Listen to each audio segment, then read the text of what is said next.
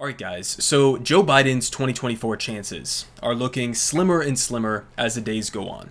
So here we have from MSNBC a panel of Michigan Democratic voters, or people who previously voted for Joe Biden.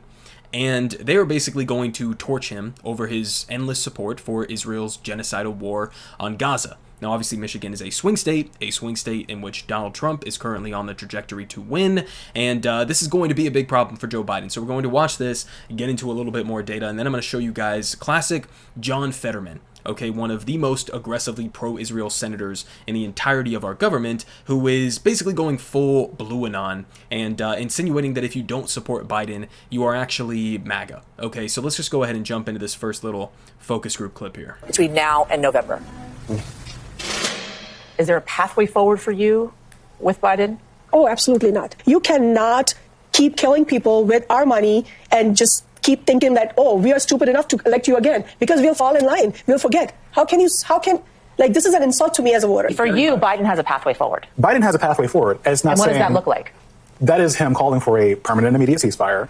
The straightforward, simple answer for the Biden administration is push for a ceasefire, stop aiding Israel in their war crimes, and I guarantee you there are enough people who would be willing to deal with it and vote for the man. It is, in so many words, insane to me to have the Democratic Party and the Biden administration sit here and essentially say, if Trump happens, it's your fault. If you don't want a Trump presidency, then are you not worried about what he could do domestically to this country? I am. It's like a vaccine. I'm willing to take short-term pain for a long-term gain. I'm willing to let go of Joe and oppose Joe Biden, make him a one-term president, punish Joe Biden by making him a one-term president and pairing his loss with the genocide in Gaza. Why does our democracy, why is having a Trump presidency more important than those people's lives? Mm-hmm. Why is our democracy more important than thousands of men, women, and children being killed? Okay, guys. So, I mean, it's not looking good. Right now, granted, you could say this is just a small sampling of voters here, although if you look not just in Michigan, but nationally, half of Joe Biden voters who voted for him in the last election say that Israel is committing a genocide in Gaza. So when half of the people who previously voted for you now believe that you are engaging in actively aiding and abetting a genocide, to think that that is not going to have massive ramifications for your chances at re-election is utterly insane. And that goes not just for Arab American voters in Michigan, it goes for across the board. I mean, this has had an impact with every single different coalition of voters that you could possibly imagine. Now, another piece of data that I didn't pull up for this video, but recent polling has shown that it is a majority at this point in terms of who support a ceasefire in Gaza. It is a majority of Democrats, Republicans, and independents. Okay, but beyond that, it's a majority of young people, of Arab Americans, of Black Americans, and guess what? Of Jewish Americans. A majority at this point of even Jewish Americans support a ceasefire. So the notion that this is just some niche issue within Michigan, maybe in a couple thousand votes here and there of Arab Americans who have had family members who have been killed, that's not the case. This is going to have massive ramifications for the 2024 election. And I mean, you listen to some of the things that they're saying there, right? I mean, this one guy over here, it's not a complicated thing here, right? They all have different positions. This one seems to say that under no circumstances would she forgive Joe Biden for supporting what Israel has done to the people of Gaza. So she's basically writing him off entirely. This guy is saying that he's willing to endure a Trump presidency if that means that Joe Biden loses because of his support for Israel, and maybe he thinks that that's going to send some sort of a message. But then this guy over here is saying, it's not that complicated. Change your policy, call for an immediate ceasefire, and maybe you can earn back some of these votes. And I think that that's the most realistic interpretation here. I don't think that all of these votes are entirely lost for Joe Biden, but you got to change course quickly and drastically and actually hold Israel accountable for their brazen violations of international law and a 4 months long string of war crimes that have been broadcast to the entire world, as they're currently facing a genocide case at the International Court of Justice that your administration, by the way, said was meritless and counterproductive. I mean, there are very basic things that Joe Biden could do to at least make an attempt to earn back some of these voters. Some of them may never come back, and that is what it is. You sort of made your bed and now you gotta sleep in it, right? But some of these people are still winnable if you drastically change course. Now, whether or not Joe Biden is actually going to do that is an entirely different question. It doesn't look like it as of right now. The best that we continue to get is like finger wagging behind the scenes. Oh no, BB, you better look out for those civilians and stop killing so many of them. But in terms of actual leverage, in terms of actual accountability or pressure on Israel, there's none. There's none whatsoever. If anything, they're doing the opposite of that. They're trying to give them billions of dollars in additional aid on top of the billions that we already give them on an annual basis. They are trying to, give them cover at the United Nations Security Council, vetoing now 3 different iterations of ceasefire proposals at the UNSC. Every single tool that they have at their disposal is not only being used, is not only not being used to hold Israel accountable or to wield leverage over them to stop this, but it is being used to actively encourage them to continue doing exactly what they've been doing. Okay? So, I thought that this was really, interesting, to say the least, in terms of getting a direct view on some voters' opinions of Joe Biden. Now, before we move on to this delusional John Fetterman clip, I do want to say, to all of the people out there who say, yeah, but Trump is a bigger threat. Yeah, but Trump will be worse on Israel. Okay, listen, you have to understand 2 different things at the same time. Number one, is Trump worse on Israel than Joe Biden? Well, we don't know how Trump would have reacted to this current genocidal campaign inside of Gaza waged by Israel after October 7th. We don't know how he would have reacted to that. But Donald Trump did implement the Abraham Accords. Okay, he did give Israel basically every single thing that they possibly asked for. He moved the U.S. Embassy to Jerusalem. There's no doubt that Donald Trump could give less than 2 shits about the Palestinian people or about creating some sort of a, just lasting peace for Palestinians. There's no doubt about that. He's not better than Joe Biden on Israel. But could it even be possible to be more genocidal than Joe Biden has been in his handling of Israel? Again, there's been nothing. He's essentially allowed them to do every single thing that they've wanted to do. So it's hard to find daylight between their positions in terms of how they would have handled this war. Could there be a difference? Yeah, probably. Could you make an argument that Donald Trump's policy towards Israel maybe even directly led to Hamas's attack on October 7th with the Abraham Accords? Yeah, you could make an argument about that. But the underlying second point that I'm going to make is that even if you accept that, even if you accept Trump is worse on not just Israel, but he's worse on foreign policy in general, arguably, he's certainly worse on economic policy, he's worse on, if you care about, maintaining any semblance of even a pretend marginal democracy in this country, he's worse by basically any metric or any policy that I personally could analyze. But with that being said, is that a convincing message to voters you're trying to win over who are hesitant to support you because you're engaging in a genocide? Is that going to be a convincing message? Sitting back and saying Trump is a threat to the country, do you think that these people don't know that? We all just lived through 4 years of the chaos of what a Trump administration looks like. Not to mention what it will look like if he gets back in power. It would be a fucking disaster. Of course it would. Everybody knows that. So running around and saying Trump bad, look at all of these different issues that he would be worse than Biden on, that's not a convincing message. You simply have to change policy. You have to change direction in order to make an attempt to try to win these people over. Okay? And that goes not just for Israel, it goes for every policy across the board to try to energize your base of supporters. But what Democrats have been doing is spitting in the eye of their base of supporters.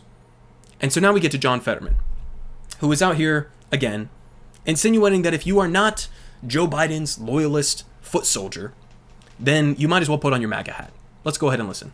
And the president is going to win here in Pennsylvania. And I've always believed that whoever wins Pennsylvania is going to be the next president as well, too. And this is going to be, it's going to be difficult. And we all have to lean in on that. And we also have to start having, all kinds of Democrats criticizing the president, too, publicly. I don't understand why. I don't know what's in it for you to do that, whether you're just chasing clout or you want to make it in the news or anything like that. But if you're not willing to just support the president now and say these kinds of things, you might as well just get your MAGA hat because you now are helping Trump at this. Okay, so of course the Morning Joe cast there immediately agrees with him, right? If you don't give undying support, zero question support to Joe Biden, our dear leader, then you might as well put on your MAGA hat and go and support Donald Trump. What kind of a message is this to the Democratic base of supporters? Who, by the way, I don't think a large chunk of are going to be supporting your re-election when it comes time. But what kind of message is this sending? That unless you show fealty to Joe Biden, then you might as well be on the opposite team. If you are not a loyal Joe Biden soldier, then you are our enemy. So the reason I played this clip is because this is exactly exactly no difference whatsoever that I can think of. No difference between what he is just doing right now, or just did, versus what they accuse MAGA of doing, which is standing behind Donald Trump, regardless of the insane shit that he does or says, as if they are a cult. That's what you're doing here. This is why people call you Blue Anon, okay? Because it is as cultish. The idea that you would say criticizing Biden means you are our enemy is utterly insane. It's undemocratic. It's incredibly authoritarian, especially given what we've seen in terms of authoritarian tactics that the Democratic Party has taken to eviscerate any sort of semblance of an actual Democratic primary. And I mean that both in the sense of the Democratic Party and also in the sense of democracy within their primary. And just sort of forcing through this elderly candidate who most people think is senile and can't do the job, and who is actively torching his base of supporters. And what do? Instead of trying to explain his policy even, or to justify it, you just say, anybody who disagrees with me, you're on the opposite team. Good luck with this is your strategy. I mean, does anybody genuinely believe this is a good strategy? Instead of talking about what are you going to do in your next administration, right? Are you going to codify abortion rights? Are you going to try to get some sort of drastic investment in healthcare to expand healthcare access to the American people, or public college, a free public college, or canceling student debt across the board? Are you going to officially legalize marijuana, which was something that you said that you cared about as well? Are you going to pass the PRO Act? Are you going to end the genocide in Gaza? What are you actually going to do? They don't talk about any of that. They literally think that they can just run an entire campaign on look at how bad Trump is. Yeah, well, everybody knows how bad Trump is, and guess what? He's currently beating Joe Biden by like 10 points. He's leading in basically every single swing state that you want to look at, and it's not going up from here. So, I mean, I don't even know what the fuck to say to these people anymore. It's like they don't want to win. It's like they don't want to win. And so now I get to a couple more stories that I'm just going to touch on lightly here. So this is one that came out from Axios, showing us yet another glimpse on Biden's sort of failing age, or his failing cognitive ability at his age, because it's not about the number, it's about his actual mental capabilities. But they say Biden's cheat sheets at fundraisers worry donors. So now even some of his donors have come out and said that even when he's in a private setting, not in public, not in front of the cameras, in a private setting with donors and a hand-selected, pre-planned set of questions for him, he still needs to bring note cards so that he can respond to them. And that's worrying some of them. I mean, listen, sometimes people use note cards. That's totally fine. You're giving a public speech, whatever, you want a little reference point or something. But you are in a private setting with your own donors, and you're answering pre-selected questions, and you still need to have note cards on deck in order to be able to answer them. I mean, it's not, by itself, it wouldn't be much of a story. But when we have, other pieces of evidence like this, it kind of pieces together in a broader narrative, right? Here from CNN. Now, I didn't necessarily talk about this when it happened. It's a little bit old at this point. But I mean, Joe Biden refused to do a Super Bowl interview, an interview just before the Super Bowl, which ended up, by the way, being the single most watched televised event in the history of the United States. Okay, it was over like 200 million or something people were watching this game, right? And so he declined to do an interview before this. Why? Well, they say, oh, it's part of a larger media strategy. Whatever the fuck that means. Sounds like a little bit of cope there to me. But why would you ever refuse that platform? Trump even came out and said, I'll take his place. I'll do it instead of him.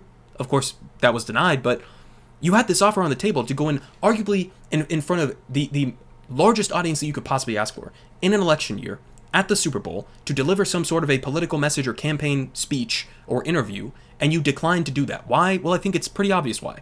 Because either Biden himself or the people around him don't feel confident in his ability to thrive in that sort of setting. And I mean, this is the same reason why I think that, as pointed out here by the New York Times, Biden has held the fewest news conferences since Ronald Reagan. Okay, since Ronald Reagan. So he's doing a modern historic low in terms of press conferences and interviews and having to face the public in an unscripted capacity. He's refusing to do the Super Bowl interview. He apparently needs note cards to ask pre-scripted, planned questions from his own donors.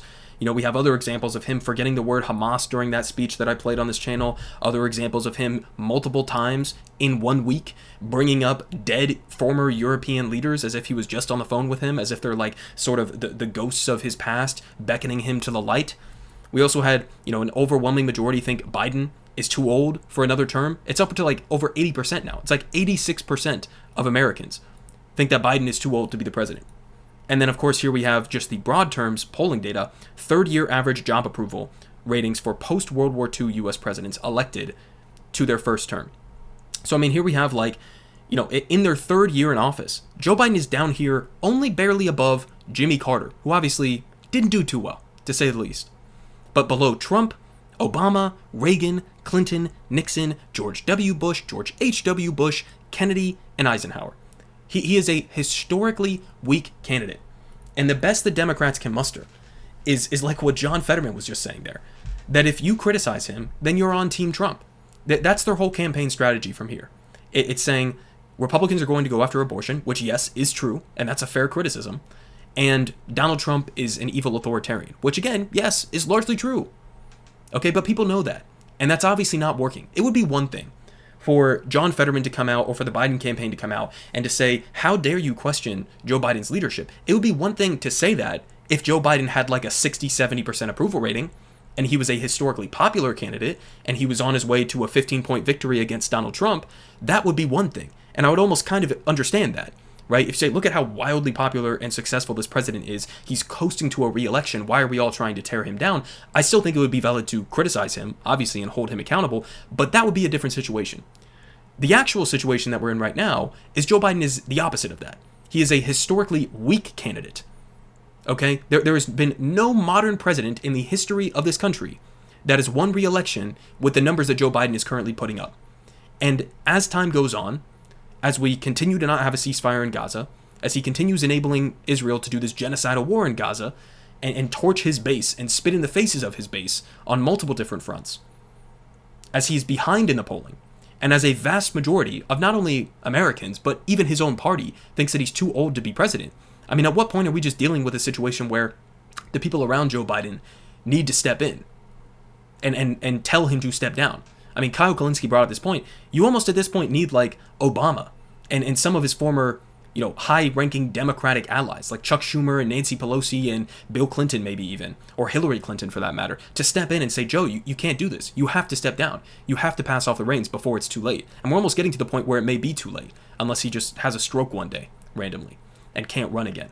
But other than that, I mean, Democrats are coasting to a loss and are basically just banking their entire campaign on hoping that as we get closer to the election, that people are going to wake up and realize they don't want Donald Trump again. Well, guess what? I don't want Donald Trump again, but that's exactly why I would prefer maybe somebody a little bit better than a historically weak candidate like Joe Biden.